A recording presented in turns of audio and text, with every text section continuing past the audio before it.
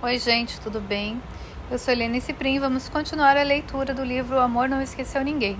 Estamos agora no capítulo 9, as lições finais de Arten. E começamos com essa frase. Aliás, dois parágrafos bem grandes. O relacionamento especial tem a moldura mais imponente e enganadora de todas as outras defesas que o ego usa. Seu sistema de pensamento é oferecido aqui, cercado por uma moldura tão pesada e tão elaborada que o retrato é quase que obliterado por sua estrutura imponente. Na moldura, são tecidas todas as espécies de ilusões fantasiosas e fragmentadas acerca do amor, dispostas com sonhos de sacrifício e autoglorificação, entrelaçadas com fios dourados de autodestruição. O cintilar do sangue brilha como rubis, as lágrimas são lapidadas como diamantes e resplandecem na luz tênue na qual é feita a oferenda. Olha para o retrato, não deixes a moldura distrair-te. Essa dádiva te é feita para a tua condenação, e se a receberes, vais acreditar que estás condenado. Não podes ter a moldura sem o retrato.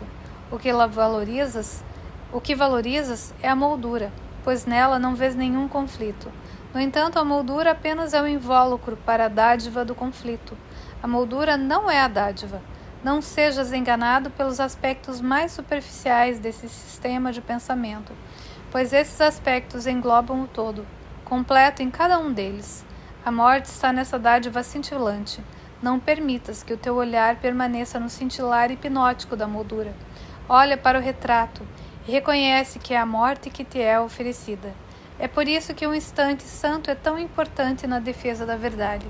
A verdade em si mesma não necessita de defesa, mas tu de fato necessitas de defesa contra a tua aceitação da dádiva da morte. Desde que falei com Bouchard sobre a vida final, quis fazer o mesmo com Arten. A importância de Arten para mim tinha aumentado. De início, eu tinha uma aversão natural por ele, por causa da sua aparência alta, morena, bonita, de deus grego. Eu estava com ciúmes, já que Bouchard tinha se tornado minha fantasia nos anos 90. Por causa da realidade deles como mestres ascensionados, isso era estúpido da minha parte. Algumas vezes você sabe que algo é estúpido, mas isso não o detém. E mesmo quando aprende que o sistema do pensamento do ego é estúpido, isso não o impede de agir como um ego. É preciso muito trabalho e muito perdão.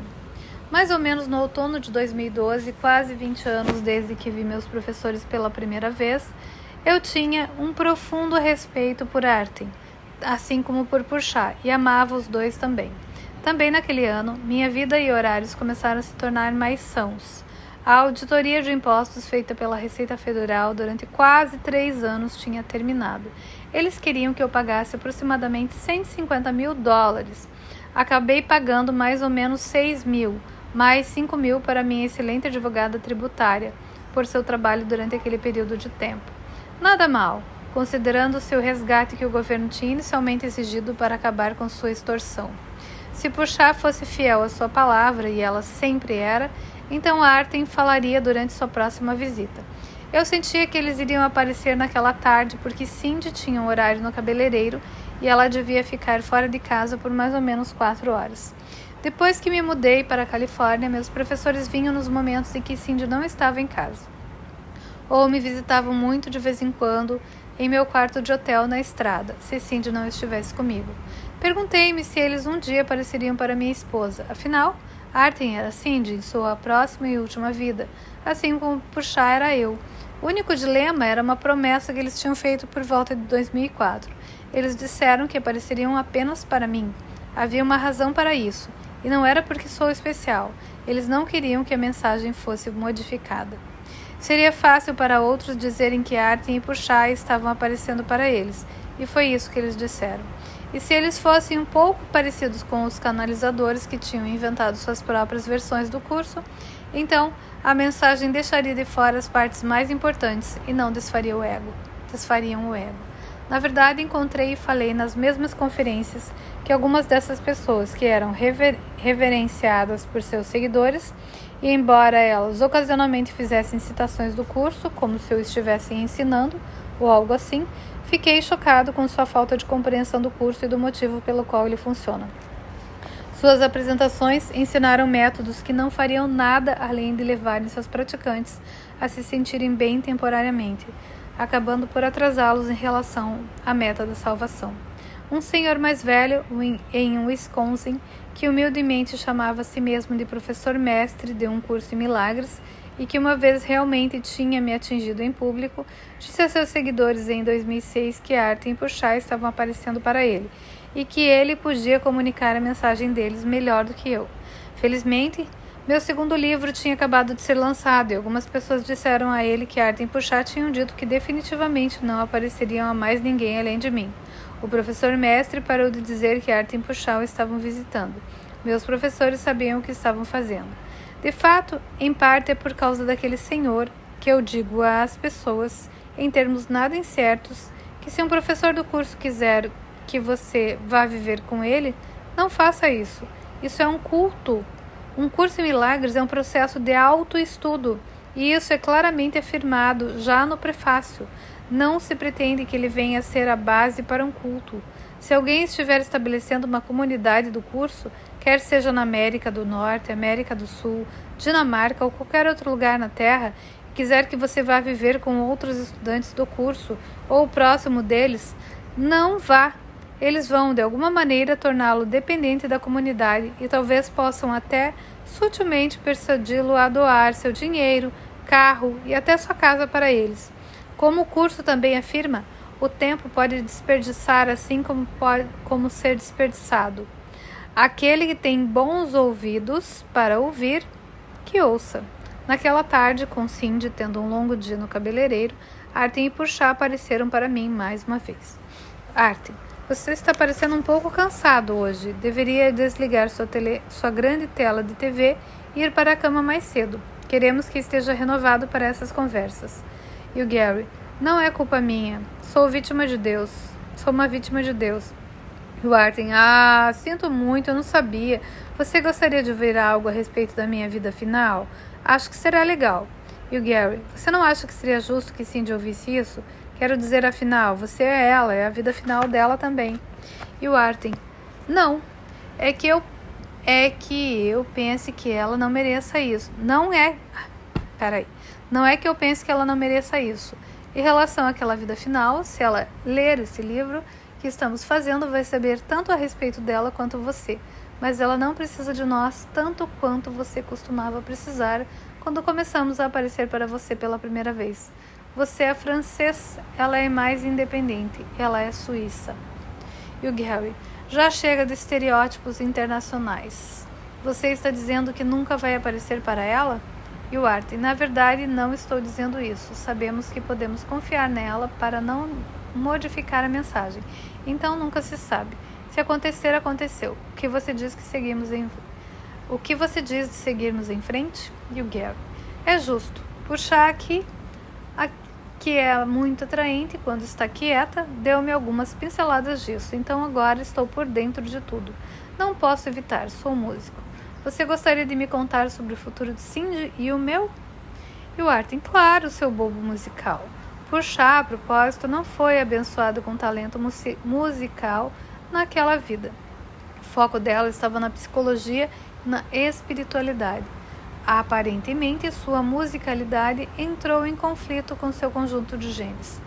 Mas eu, por outro lado, herdei algum talento musical de Cindy e Tadeu, e tirei vantagem disso quando era mais jovem. Toquei bateria na faculdade e fui um sucesso com as meninas das fraternidades. E o Gary, eu sabia que você era tarado, e ser baterista é quase como ser músico. A bateria veio naturalmente a você ou você teve aulas? E o Arten, veio naturalmente. Além disso, eu sabia cantar. Como você sabe, se puder cantar, sua importância como música dobra. Eu tive Cindy e Ted, como chamamos em nosso meio, para agradecer por isso. Conforme fui ficando um pouco mais velho, no entanto, meus pensamentos se voltaram para a psiquiatria. Não psicólogo, veja bem, mas um MD, se eu quisesse. Podia prescrever medicamentos aos meus pacientes. E o Gary, existe muito dinheiro envolvido aí. Com que frequência você fez isso? E o Arten, não muito. Eu não era um psiquiatra típico. Não era fã da grande farmacologia. O dinheiro é mais importante para a indústria do que a vida. A cura das doenças vem sendo suprimida, mas eu era estudante do curso quando estava com 25 anos. Conforme comecei a aprender seu significado, tive a ideia de tentar levar meus pacientes a mudarem seus pensamentos, treinando suas mentes em vez de dopando-os. E o Gary: uau, amigo, retiro todas aquelas coisas que tive pensando a seu respeito e que estavam só ferrando de qualquer forma. E o Arthur: obrigado. Lembre-se, as dádivas que você dá são guardadas para você. E o Gary: não parafraseie. Então você se tornou psiquiatra, mas tentou levar seus pacientes a mudarem a mente deles para mudarem de humor, em vez de colocá-los sob medicação. Você disse que não prescrevia muitas drogas. E isso funcionava? E o Arden: tive uma porcentagem de sucesso tão boa quanto qualquer outro, algumas vezes melhor. Se um paciente estivesse pronto para isso, eu o dirigia para o curso. Se não, eu praticava o perdão com ele. Eu estava sempre muito interessado na extensão do curso. Psicoterapia, propósito, processo e prática. Tem uma frasezinha aqui de importância, por isso está enquadradinho. Lembre-se, as dádivas que você dá são guardadas para você. Voltando, e o Gary fala: sim, eu a chamo de sessão psicótica para encurtar. E o Arten: perceba que em nenhum lugar daquela sessão J diz ao terapeuta para mudar seu método. O que ele faz é aconselhar o terapeuta a fazer o trabalho para o qual foi treinado e praticar o perdão ao mesmo tempo. Nesse sentido, conforme você a lê, sempre que vir a palavra terapeuta, pode simplesmente substituí-la pelo nome de qualquer que seja seu trabalho e ainda vai funcionar. Eu usava o curso, o perdão, e para aqueles que não estavam prontos para o curso, mas que, em vez disso, podiam tolerar uma disciplina que soasse como algo mais popular, eu os ajudava com um programa de treinamento mental que mudava seus pensamentos. Como você sabe, é possível curar a maior parte das depressões no mundo se conseguir treinar as pessoas para se manterem ligadas ao poder de sua mente e parar de pensar no lixo ao qual se agarram por toda a sua vida em relação a outras pessoas e também a elas mesmas. Você tem que quebrar o padrão de pensamento e dar a elas alguma coisa pela qual substituí-lo. Tenho que dar a Cindy algum crédito por minha habilidade para fazer esse trabalho. Ela está se tornando uma ótima terapeuta, que é um dom que vai passar para a próxima vida. E o Gary: muito legal. Ei, as pessoas me perguntam sobre o método de perdão do Ho'oponopono. Você usava esse? E o Arten: não, ele não é completo. Além disso, eu não gostava da parte sinto muito. E o Gary: então, isso está no futuro. Seu método pegou? E o Arten: começou a fazer isso. Eu tenho a impressão de que ele poderia ter iniciado uma tendência. Publiquei alguns artigos e eles foram lidos moderadamente como seus livros. E o Gary: engraçado. De qualquer forma, acho ótimo que você tenha feito isso. Então, como foram as outras partes da sua vida e como você atingiu a iluminação? E a gente vai parar por aqui e seguir as cenas dos próximos capítulos, quando ele vai contar sobre a iluminação.